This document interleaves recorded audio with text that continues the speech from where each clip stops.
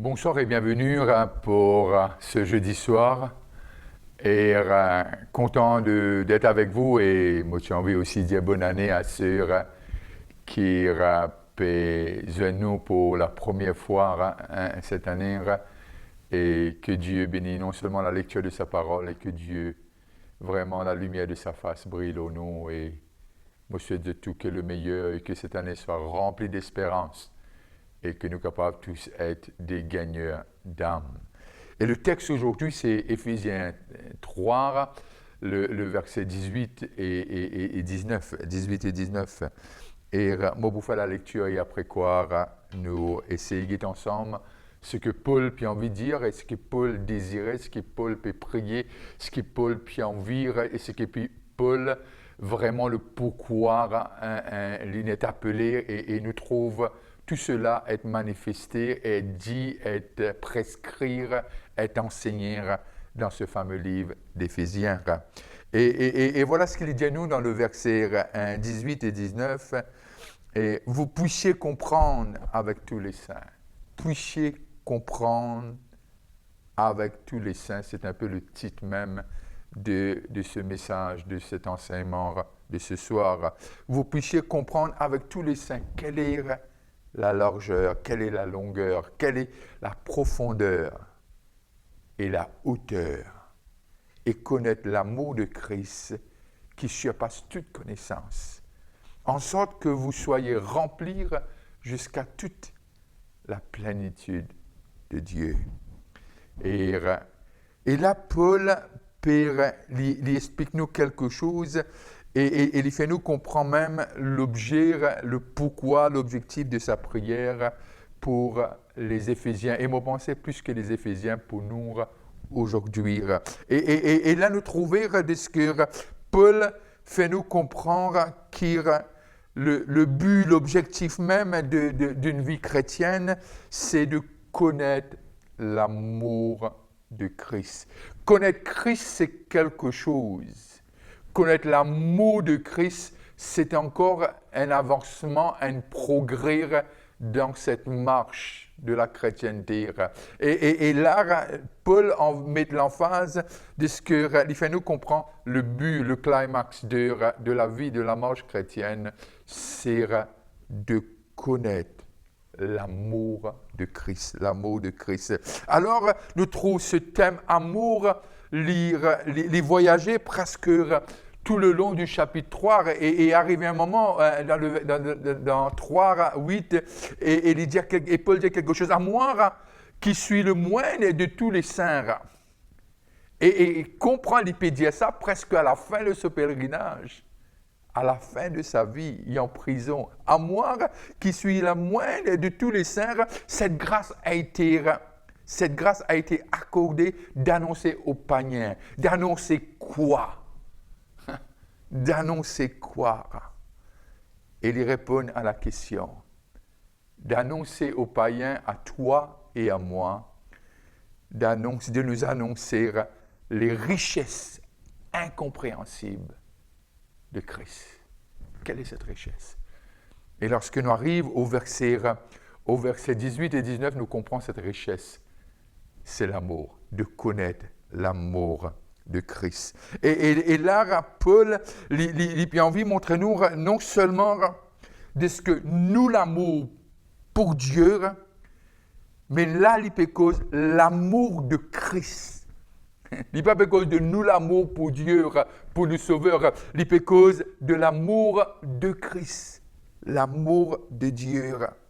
Et il ne fallait pas nous essayer quelque chose et il ne fallait pas nous tomber dans cette erreur et qui nous fait comprendre de ce que c'est à propos de l'amour. Non, c'est un peu plus que cela. C'est pas que nous entendons dire Christ, Dieu est amour, mais de connaître qui il est, Christ, Dieu est amour. Alors Paul peut prier qu'ils aient connaissance de Dieu, les pour parallèle avec l'amour, parce que l'amour, c'est ça qui est la clé. Tout peut passer, mais l'amour pour rester. Prophétie pour passer, les dons pour passer. Mais l'amour pour rester. Et là, nous arrivons à comprendre l'hypocause cette profondeur de l'amour et nous capables de découvrir l'amour de Christ et comprendre. Vous connaissez, parfois, nous tombons dans cette, comme si, nous disons toujours, un oiseau, il a des ailes, et nous cause doctrine. C'est important. Doctrine, nous besoin comprendre, doctrine, les causes d'une personne. Les causes de Dieu, les causes de Jésus. Mais il y a plus que doctrine. Et il y a aussi une doctrine, non seulement qu'il y a une personne, mais nous besoin aussi connaître l'amour de cette personne. Il ne faut pas qu'il nous prenne doctrine comme si c'est ça nos destinations, c'est ça terminus. Mais nous besoin connaître aussi de ce que cette marche chrétienne, de connaître la personne, de connaître l'amour qui dégage de cette personne. Et nous arriver à comprendre de ce qui est dans une théologie, c'est non seulement ce qui est Dieu, les études, mais simplement, il y a aussi à propos d'une vérité. La théologie, c'est à propos d'une vérité d'une personne. Et cette personne, c'est Dieu lui-même. La Trinité, trois personnes, et l'unité de cette Trinité. Et non seulement, il n'est pas rigide, mais c'est quelque chose de flexible, c'est quelque chose qui est là, qui est palpable, qu'on le sent. Et c'est ça qui Paul, puis envie, fait nous comprendre. Et comment, peut-être, nous capable de dire, comment on vient à une conclusion pareille. Et me croire, lorsque nous lisons dans Éphésiens, le chapitre 3, Philippiens, pardon, le chapitre 3 et le verset 10, et là, nous écoutons Paul. Cette fois-ci, il est cause à ben Philippiens. Et nous donne quelque chose de cet homme, Paul, qui dit à nous dans le verset 10. Et là, il est cause de lui. Afin de connaître Christ et la puissance de sa résurrection et la communion de ses souffrances et en devenant conforme à lui dans sa mort pour parvenir, si je puis, à la résurrection d'entre les morts. Ça, c'est le verset 1. Cet homme qui ne connaît et finalement, une rencontre avec Dieu. Cet homme qui dit, pour moi, vivre, c'est Christ. Et cet homme, encore une fois, presque à la fin de ce pèlerinage, et voilà qu'il dit à l'église d'Éphèse. Il dit, Paul dit, je veux. Et il a un désir, mon vie connaît cette personne. Mon vie connaît Jésus. Mon vie connaît, parce que là, nous arrivons à comprendre que Paul, les réaliser, les encore arrivent à la fin, et non encore à apprendre, et non encore de révélations que Dieu a envie de révéler et qu'il désire que Dieu révèle. Et il y a encore, il dit, mon vie connaît encore et encore, parce que il connaît, si Dieu est amour, l'amour est infini. Une vie n'est pas suffisante pour nous capables de conduire et son amour, parce que Dieu est amoureux. Et là, les cœurs de cet homme, de sa papalare, de cet apôtre, et il fait nous comprendre. Oh, je veux connaître. Il y a encore plus. Et là, nous comprenons de ce que Paul peut dire à nous, de ce que l'amour nous amène à satisfaire lui. Il a envie toujours connaître plus. Et plus qu'il nous recevons l'amour de Christ, plus nous arrivons à comprendre l'amour de Christ, plus c'est pas assez. On ne peut pas dire par là qu'il nous vient un qui vraiment, qui est éternel, insatisfait. Non, loin de là. Mais nous il envie vine à comprendre. Vraiment l'amour de Christ. Et la connaissance. Qui est Dieu? Et nous arriver à comprendre, connaître l'amour, c'est le but même. C'est le but, c'est l'objectif de cette marche. Et là, nous arriver à comprendre l'importance de ça. Et deuxièmement, j'ai envie peut-être, Paul a envie de faire comprendre de ce que connaître Christ, la grandeur, connaître Christ et qui il est, et aussi connaître cette largeur, cette longueur, cette profondeur, cette hauteur est accessible à tout le monde. À tout le monde.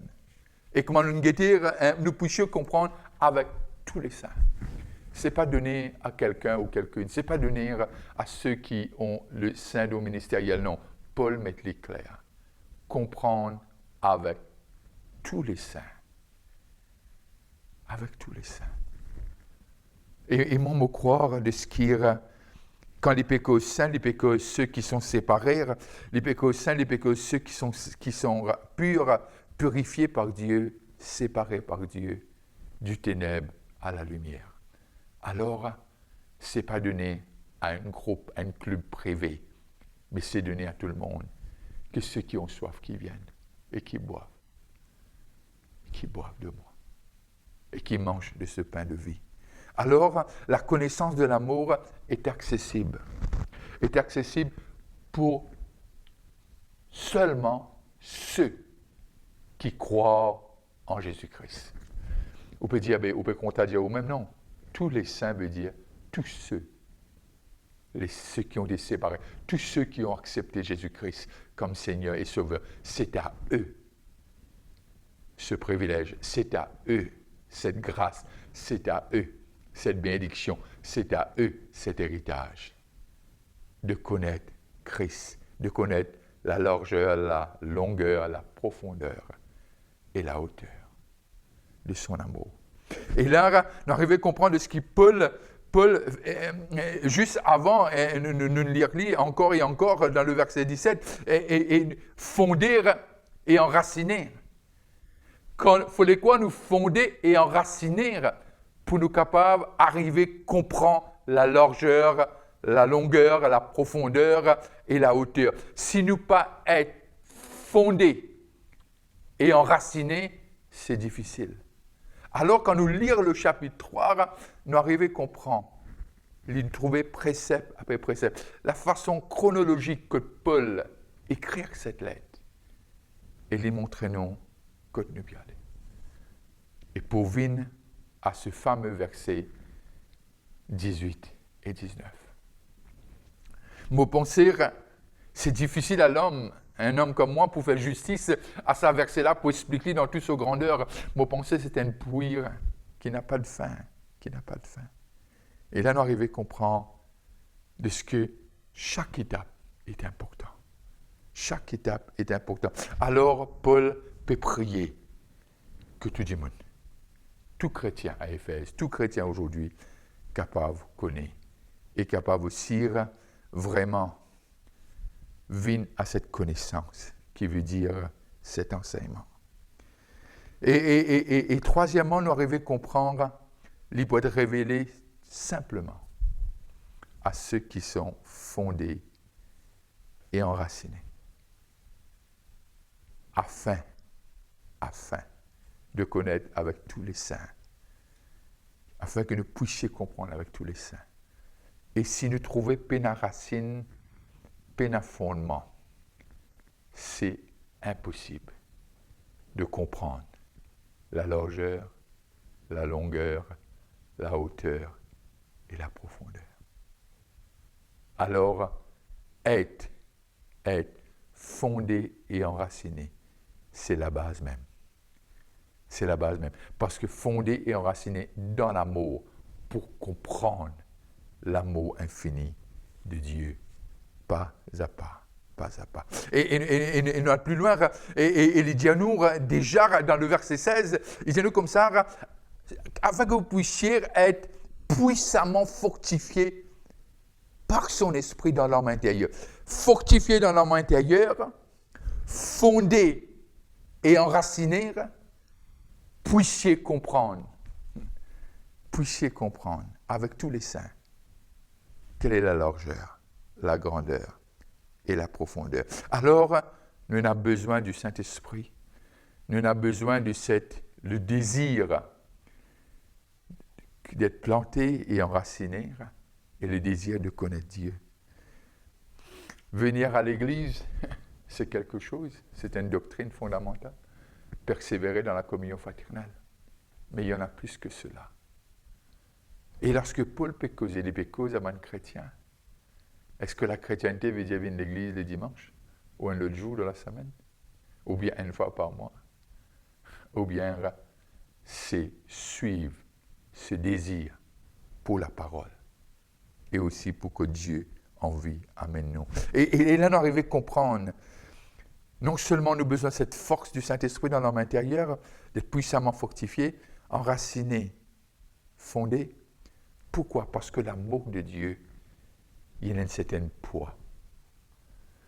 Laissez-nous garder l'exemple qui est important. Quand nous regardons l'exemple de Isaïe, et lorsqu'il trouve la gloire de Dieu, il est tombé comme mort. Parce que submergé de cet amour que Dieu lui a accordé de voir cette révélation. Et nous trouvons la même chose à Jean, sur l'île de Patmos. Et qui vraiment est englouti dans cet amour, et il est tombé comme mort. Mais comment nous capables, pour nous capables, arrive cela? Est-ce que c'est donné à tout le monde? Oui, oui, oui, avec tous les saints. Mais simplement, nous capables, de profondeur en profondeur. Alors, l'amour pour reconnaître l'amour. Quand nous fondons et enracinés, l'amour pour reconnaître l'amour. L'amour pour comprendre l'amour. Et l'amour seul capable de recevoir l'amour. Si l'amour de Dieu n'est pas en nous, c'est difficile de comprendre ce Dieu d'amour. Alors, c'est bête qui nous mettent nous l'intelligence pour essayer de comprendre cette dimension de ce que Paul peut dire. Alors, ce qui paraît pour attirer, alors qu'on doit être fondé et nous enraciner dans l'amour, une seule chose qui peut satisfaire nous, pour désaltérer nous, c'est connaître l'amour de Christ. Alors, nous avons besoin de veiller que l'amour est dans notre cœur. Quand l'amour est dans notre cœur, nous pouvons toujours être attirés par l'amour de Christ et pour un désir de vouloir expériencer cet amour. Laisse-nous lire ensemble Matthieu 11, 25 et 26. Matthieu 11, 25 et 26. Et là, nous pouvons arriver à trouver comment Dieu fait grâce à tout le monde, avec tous les saints, comprendre avec tous les saints. Matthieu 11, 25 et 26. Et voilà ce qu'il dit nous. En ce temps-là, Jésus prit la parole et dit, « Je te loue, Père, Seigneur du ciel et de la terre, de ce que tu as caché ces choses aux sages et aux intelligents, et de ce que tu les as révélées aux enfants. » Comprendre avec tous les saints. Il y a quelque chose, je veux encore une fois ouvrir cette parenthèse. On ne peut pas être enfant de Dieu sans avoir l'amour de Dieu en nous. Je le dis à plusieurs fois, je veux vous le redire, il y a quelqu'un dans ma vie qui était là pendant 35 ans et qui a toujours veillé sur moi. Et je l'appelle mon mentor. Il m'a dit quelque chose, il m'a dit deux choses. Il m'a dit plusieurs, je vais vous dire deux. Il m'a dit de pardonner et de donner. Et on ne peut pas pardonner s'il n'y a pas l'amour de Christ. Et on ne peut pas donner s'il n'y a pas l'amour de Christ en nous. Et là, nous arrivons à comprendre de ce que cela est donné à tout le monde. Je te loue, Père, Seigneur du ciel et de la terre, de ce que tu as caché ces choses aux sages et aux intelligents, et tu les as révélées aux enfants. Oui, Père, le verset 26, oui, Père, je te loue de ce que tu l'as voulu ainsi. Tu l'as voulu ainsi. Alors, je vais terminer avec Matthieu 13 et le verset 12. Et voilà ce qu'elle nous dit. Car on donnera à celui qui a, et il sera dans l'abondance. Mais à celui qui n'a pas, on notera même ce qu'il a. C'est un peu difficile à comprendre ce texte. Il y a ce qu'il y en a nous donne les plus, ce qu'il y en a même ce qu'il y en a nous prend. Mais quand ton cœur est rempli d'amour, Dieu va déverser encore et encore son amour, que tu viennes à la révélation de ce qu'il est. Qui est Dieu et qu'est-ce qu'il a fait. Et alors, enraciné fondée, nous sommes capables de comprendre l'amour de Dieu et nous sommes capables de recevoir encore et encore jusqu'à la fin de nos jours. Alors, pour le début de cette année, ce jeudi soir, je souhaite que ton désir, que tu puisses avoir faim et soif pour comprendre l'amour de Christ, la largeur, la hauteur, la profondeur, la grandeur de son amour. Que Dieu te bénisse. Et cet héritage est pour toi, et pour moi, et pour nous. Cet héritage est réservé simplement à ceux qui ont accepté Christ comme Seigneur et Sauveur. Que Dieu te bénisse et que cette année soit une année de bénédiction à cause de ce qu'il t'aime et il a un bon plan pour toi. Restez bénis, soyez bénis et que vous puissiez être une bénédiction là où Dieu vous a mis. Toujours quelque chose. Veillez que l'amour de Christ est en nous et qu'on soit enraciné et fondé dans son amour. Bonne soirée. On se voit dimanche à 11h moins et quart. D'ici là, que Dieu veille sur vous et que la lumière de sa face brille abondamment sur chacun d'entre vous. Bye bye et à la prochaine.